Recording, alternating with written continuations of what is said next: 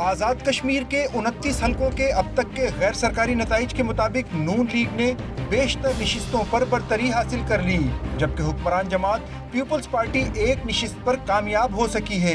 LA2 Chakswari میں Peoples party کے چودھری عبدالمجید کامیاب ہوئے ہیں۔ تحریک انصاف کا ایک بھی امیدوار کامیاب نہیں ہو سکا۔ غیر سرکاری نتائج کے مطابق LA13 غربی باغ میں مسلم کانفرنس کے سردار عتیق کامیاب ہو گئے۔ LA29 لیپا میں نون لیگ کے مصطفیٰ بشیر اور پیپلز پارٹی کے چودھری رشید میں سخت مقابلہ ہے۔ غیر سرکاری نتائج کے مطابق نون لیگ کے بیرسٹر افتخار گیلانی، مشتاق منہاس، سردار میر اکبر بھی اپنی اپنی نشستیں جیت چکے ہیں۔ راولہ کوٹ میں صدر آزاد کشمیر کی صاحبزادی فرزانہ یعقوب بھی غیر سرکاری نتیجے کے مطابق اپنی نشست ہار گئی ہیں، جبکہ تحریک انصاف آزاد کشمیر کے سربراہ بیرسٹر سلطان محمود چودھری نون لیگ کے چودھری سعید کے مقابلے میں شکست کھا گئے۔ آزاد کشمیر کے انتخابی مارکے میں برتری حاصل کرنے کے بعد لیگی سڑکوں پر نکل آئے۔ زبردست جشن منایا گیا، ایک دوسرے کو مٹھائی کھلائی گئی۔